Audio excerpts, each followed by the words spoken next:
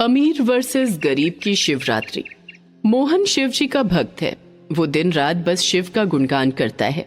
जय भोलेनाथ की जय।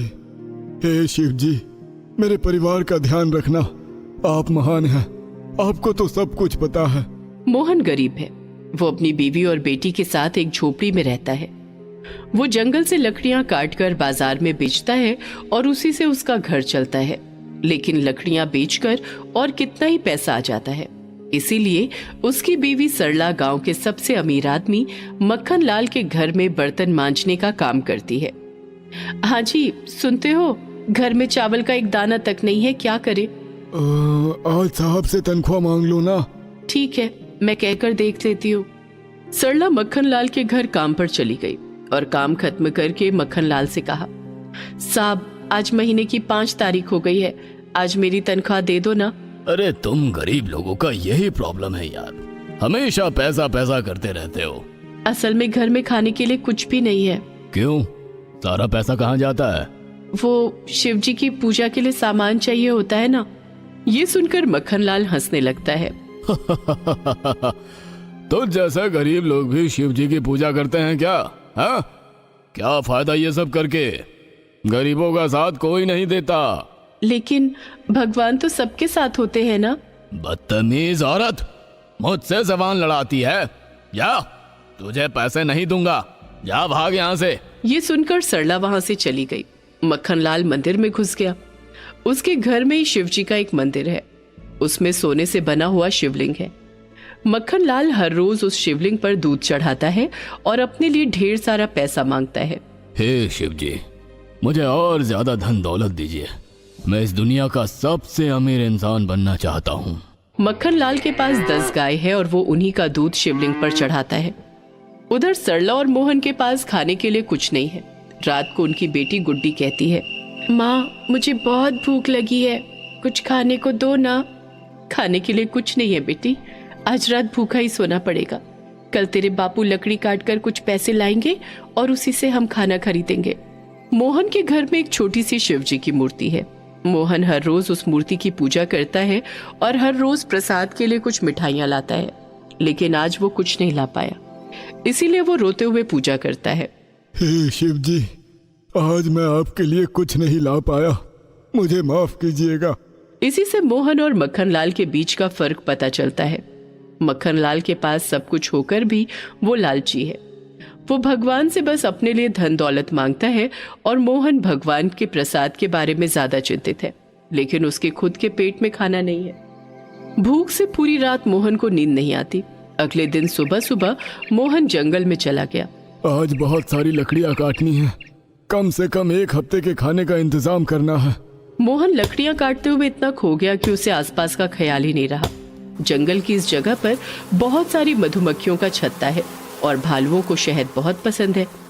आज भी एक भालू आया और मोहन को यहाँ पेड़ काटते हुए देखा और वो गुस्सा हो गया और जोर जोर से चिल्लाने लगा।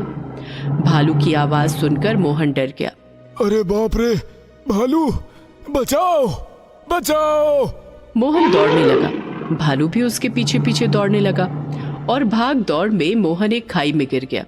उसका पैर टूट गया। वो उस खाई से उठ ही नहीं पाया। वो भालू तो चला गया, लेकिन मोहन उस खाई में ही पड़ा रहा। उधर शाम हो गई। सरला की बेटी गुड्डी हाथ में प्लेट लेकर घर में बैठी हुई है। माँ, बापू कब आएंगे खाना लेकर? मैंने कल से कुछ नहीं खाया, मुझे भूख लगी है। वही तो, इतनी देर क्यों हो रही है? कुछ तो गड़बड़ है। सरला गुड्डी को घर में रखकर मोहन की खोज में जंगल चली गई। इधर उधर ढूंढते ढूंढते उसे खाई में मोहन दिखा। सरला घबरा गई। ये क्या हुआ आपको? कैसे हुआ? सरला ने बहुत मुश्किल से मोहन को खाई से ऊपर उठाया और उसके बाद मोहन ने भालू के अटैक के बारे में बताया। मुझे माफ करना सरला, आज कहाँ मैं खाना लेकर घर लौटने वाला था और देखो ये क्या हो गया। आप ऐसा मत बोलिए, चलिए आपको अस्पताल लेकर चलती हूँ। सरला मोहन को अस्पताल ले गई। डॉक्टर साहब ने कहा, देखिए इनका दाहिना पैर टूट गया है, अभी ऑपरेशन करना होगा, 1 लाख रुपए लगेंगे। यहाँ खाने के पैसे नहीं है डॉक्टर साहब, 1 लाख रुपए कहाँ से लाऊंगी? तो फिर मैं कुछ नहीं कर सकता। अब सब कुछ भगवान के भरोसे है, उन्हीं को बुलाइए। सरला मोहन को लेकर घर चली गई। मोहन ने कहा, चिंता मत करो सरला, शिव जी सब कुछ ठीक कर देंगे। जय भोलेनाथ। अगले दिन सरला मक्खन लाल के घर में काम करने गई और काम करते हुए सरला का हाथ एक फूलदानी में लग गया और फूलदानी नीचे गिरकर टूट गई। मक्खन लाल गुस्सा हो गया। इतनी महंगी फूलदानी तोड़ दी, तुझे पता है इसकी कीमत कितनी थी? जा भाग जा यहाँ से, तुझे अगले 2 महीने तनख्वाह नहीं मिलेगी। सरला ने मक्खन लाल के पैर पकड़ लिए। नहीं साहब, ऐसा मत कीजिए, मुझे पैसों की सख्त जरूरत है। करम जली, तुझे एक भी पैसा नहीं मिलेगा। ये बोलकर मक्खन लाल ने सरला को एक लात मारा। सरला जमीन पर गिर पड़ी। मक्खन लाल नहा धोकर शिव जी की पूजा करने में लग गया। हिमालय में भगवान शंकर के पास देवी पार्वती बैठी हुई थी। उन्होंने शिव जी से कहा, हे महादेव, मक्खन लाल भी आपकी पूजा करता है, उस तरफ मोहन और सरला भी आपकी पूजा करते हैं। इन दोनों में से आपका सच्चा भक्त कौन है? इन दोनों में से किसको आपकी कृपा मिलेगी? हे पार्वती, तुम चिंता मत करो, मैं इन दोनों की परीक्षा लूंगा, उसके बाद ही इस बात का पता चलेगा कि इनमें से मेरा सच्चा भक्त कौन है। कुछ दिन बाद महाशिवरात्रि है, उसी दिन इस बात का फैसला होगा। उधर धरती पर दिन बीतते गए। मोहन, सरला और गुड्डी भूखे रहकर दिन बिताने लगे। ऐसे ही महाशिवरात्रि से पहले वाला दिन आ गया। सरला ने मोहन से कहा, हाँ जी, महाशिवरात्रि आ गई है, हमारे पास खुद के खाने के पैसे नहीं हैं, भला शिवरात्रि की तैयारी कैसे करें? तुम चिंता मत करो सरला, कुछ ना कुछ इंतजाम तो हो ही जाएगा। हम तो 2 हफ्ते से उपवास ही कर रहे हैं, अलग से शिवरात्रि का उपवास भी करना पड़ेगा। शिवरात्रि का दिन आ गया। मोहन सुबह से चिंता में पड़ गया कि शिवलिंग पर चढ़ाने के लिए दूध कहाँ से मिलेगा। दूध चढ़ाए बिना शिवरात्रि कैसे मनाएंगे? नहीं नहीं, कुछ तो इंतजाम करना ही होगा। मोहन का पैर टूटा हुआ है, वो चल फिर नहीं सकता, इसीलिए उसने सरला को महाजन से 1 गिलास दूध खरीदने के पैसे उधार लेने के लिए भेज दिया।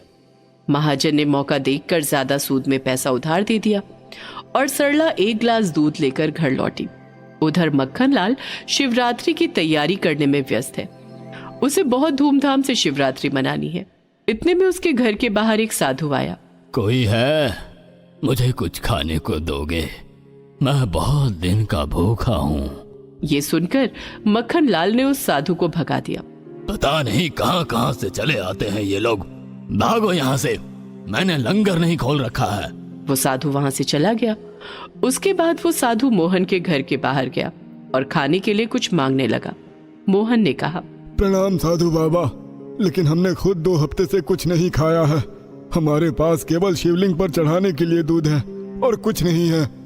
कुछ तो खिला दो बेटा, बहुत भूखे हैं हम, भगवान शंकर तुम्हारा मंगल करेंगे। मोहन और सरला को बहुत दया आई। सरला ने 1 गिलास दूध साधु को दे दिया। साधु दूध पी गया और धन्यवाद देकर वहां से चला गया। हाँ, किसी का तो पेट भरा। लेकिन अब शिवलिंग पे दूध कैसे चढ़ाएंगे? शिव जी नाराज हो गए तो? शाम हो गई। मक्खन लाल गायों से दूध निकालने के लिए गौशाला चला गया, लेकिन आज एक भी गाय ने दूध नहीं दिया। मक्खन लाल चौंक गया।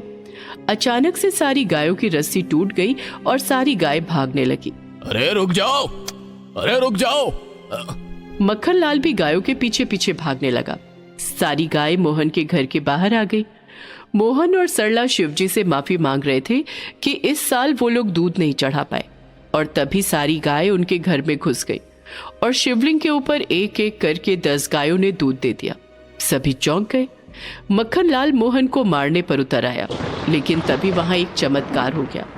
वहां शिवजी प्रकट हो गए। रुक जा मक्खन लाल, तू मेरा असली भक्त नहीं है।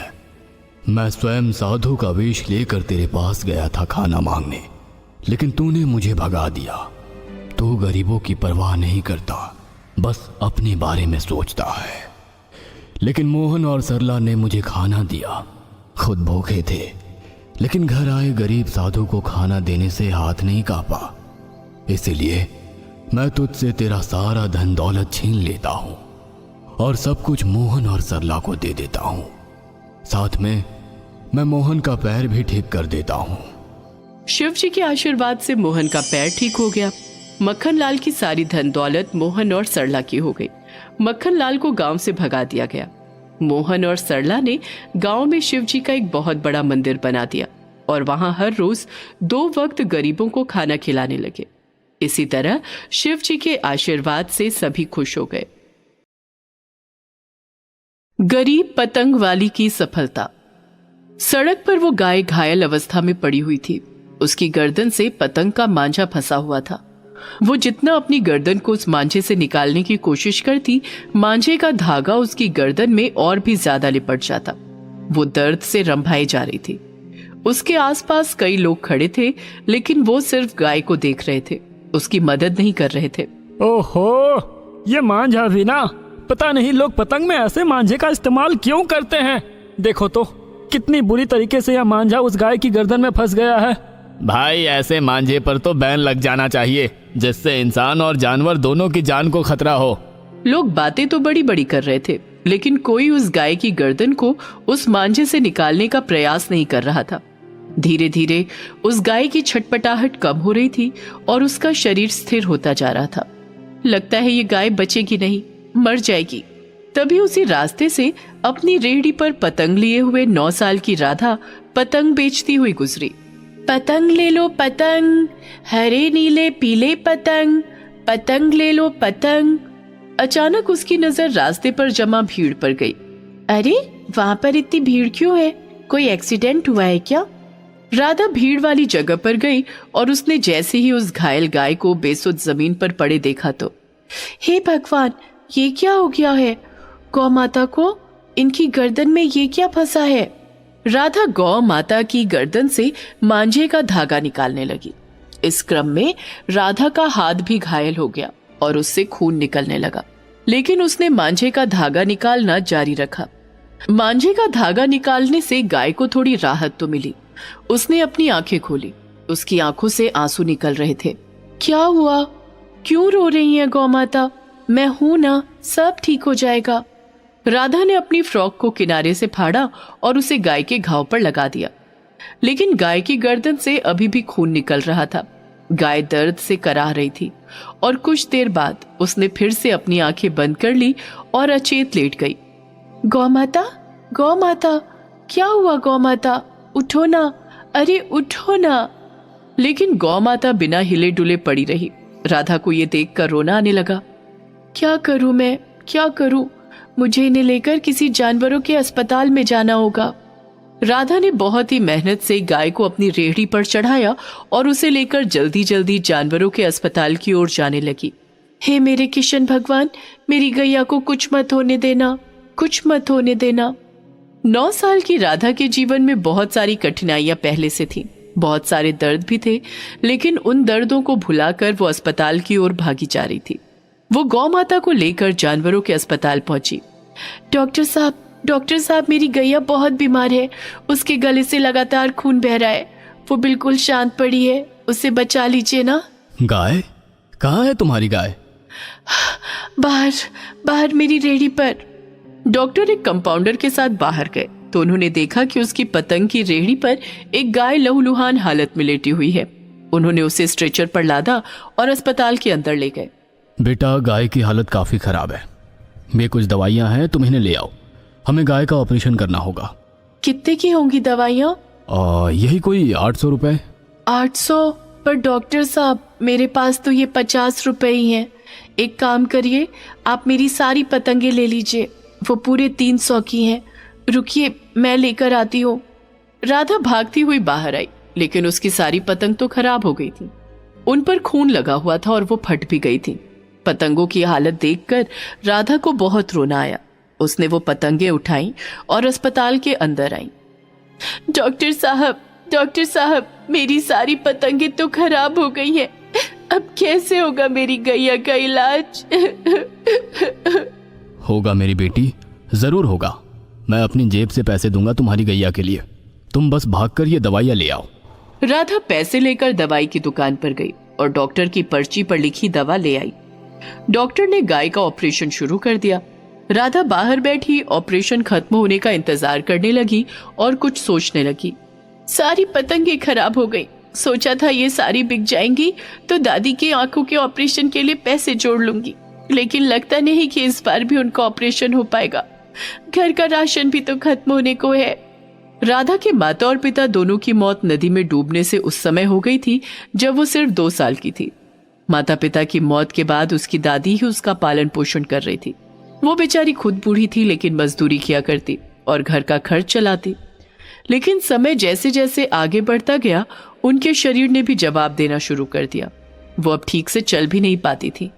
उनके हाथ भी हिलते थे और इधर से उन्हें दिखाई भी कम देता था। अरे दादी, तूने क्यों बनाया खाना? मैं आकर बना देती ना। देख, तेरा हाथ जल गया ना। तुझे पता है ना तुझे कम दिखने लगा है, फिर भी तू अपना ध्यान नहीं रखती। अगर तुझे कुछ हो गया तो मेरा क्या होगा? अरे कुछ नहीं होगा मुझे। दादी, तुझे मेरी कसम, तू अब कोई काम नहीं करेगी। मैं हूं ना, मैं करूंगी। अरे तुमने किया ना काम जब मैं छोटी थी, उठाई ना जिम्मेदारी मेरी। अब मेरा भी तो कोई फर्ज है। क्या फर्ज है बेटा? जिसे फर्ज निभाना था वो तो बीच में ही चला गया। तू फिर से रोने लगी दादी। ना ना, मत रो। राधा अपनी दादी के आंसू पोंछने लगी और आंसू पोंछते पोंछते कहा, दादी, इस बार मैं तुम्हारी आंखों का ऑपरेशन जरूर करवाऊंगी, फिर तेरी आंखें बिल्कुल पहले की तरह हो जाएंगी। दादी के घर बैठ जाने के बाद राधा पतंग बेचकर घर का गुजारा किसी तरह चलाती थी। उसका स्वभाव इतना अच्छा था कि वो किसी की भी मदद को तुरंत आगे आ जाती। वो ना तो आगे का सोचती ना तो पीछे का, बस मदद करने के लिए अपने हाथ बढ़ा देती। आज भी उसने वही किया था। राधा अपनी दादी के बारे में सोच रही थी, तभी डॉक्टर बाहर आए। तुम्हारी गाय अब बिल्कुल ठीक है। ऑपरेशन करके मैंने इसकी घाव पर पट्टी कर दी है। तुम अब इन्हें ले जा सकती हो। राधा गौ माता के साथ अपने घर की ओर जाने लगी। रास्ते में, गौ माता, अब मुझे घर जाना है, तू अपना ध्यान रखना। ये कहकर राधा वहां से जाने लगी तो गौ माता रंभा रंभा कर उसे रोकने लगी। अरे क्या हो गया? अब तो घर जाने दे, घर पर दादी अकेली है। लेकिन वो गाय टस से मस नहीं हुई और उसके साथ उसके पीछे पीछे चलने लगी। ठीक है, तू मेरे ही घर चल। राधा अपने घर पहुंची। उसकी दादी उसी का इंतजार कर रही थी। जैसे ही उन्होंने राधा की आवाज सुनी, वो अपने बिस्तर से किसी तरह उठी और राधा को डांटने लगी। अरे कहाँ थी तू? तुझे पता है मैं कितनी परेशान हो गई थी। तुझे ढूंढने बाहर भी निकली थी, लेकिन तुझे तो पता है ना मुझे कम दिखता है। मैं पास वाले नाले में गिर गई। ये देख, मेरा घुटना कितना छिल गया है। ओ दादी, तू भी ना। अरे वो मैं फंस गई थी। राधा ने सारी कहानी दादी को बताई। तूने उस गाय की जान बचाकर बहुत अच्छा किया, लेकिन बेटा वो तो तुम्हारे साथ आ गई है। उसे हम क्या खिलाएंगे, कैसे खिलाएंगे? तुम्हारी सारी पतंगे भी बर्बाद हो गई। अब घर का खर्चा कैसे चलेगा? तू क्या करेगी? पता नहीं दादी क्या होगा। राधा को पूरी रात नींद नहीं आई। उसे समझ नहीं आ रहा था कि वो अब क्या करेगी। अगली सुबह उसे गाय के फिर से रंभाने की आवाज आई। अरे लगता है गौ माता को भूख लगी होगी, तभी वो इतना रंभा रही है। लेकिन मैं कहाँ से लाऊं उनके लिए चारा? यही सोचकर वो बाहर आई तो उसने देखा कि उसकी गाय ने बहुत सारा गोबर किया है और उसके ऊपर एक चीज चमक रही है। अरे ये चमकती हुई चीज क्या है गोबर के ऊपर? उसने वो चीज उठाई। क्या हो सकती है ये चीज? कितनी चमक रही है ये? उसने वो चमकती वस्तु अपनी दादी को दिखाई तो दादी ने कहा, देख राधा, मुझे ये ज्यादा दिख तो नहीं रहा है, लेकिन इसकी चमक बता रही है ये कोई बहुमूल्य चीज है। राधा वो पत्थर लेकर सोनार के पास गई तो सोनार की आंखें चौंधी आ गईं। अरे ये तो बहुत ही महंगा और दुर्लभ हीरा है। तुझे कहाँ से मिला? मेरी गौ माता ने दिया है। अच्छा, तुझे बेचना है क्या ये? कितने पैसे मिलेंगे इसके? 2 लाख रुपए। 2 लाख? राधा वो पत्थर बेच आई और उससे मिली रकम से उसने पतंग की एक दुकान खोली। राधा की दुकान अब खूब चलती है। उसने अपनी दादी की आंखों का ऑपरेशन भी करवा दिया। राधा ने एक घायल गाय के लिए अपना सब कुछ सौंप दिया। बदले में उस गाय ने राधा की जिंदगी बदल दी। दोस्तों, इंसान हो या जानवर, सभी की मदद करिए, क्योंकि हम सब में ईश्वर का वास होता है।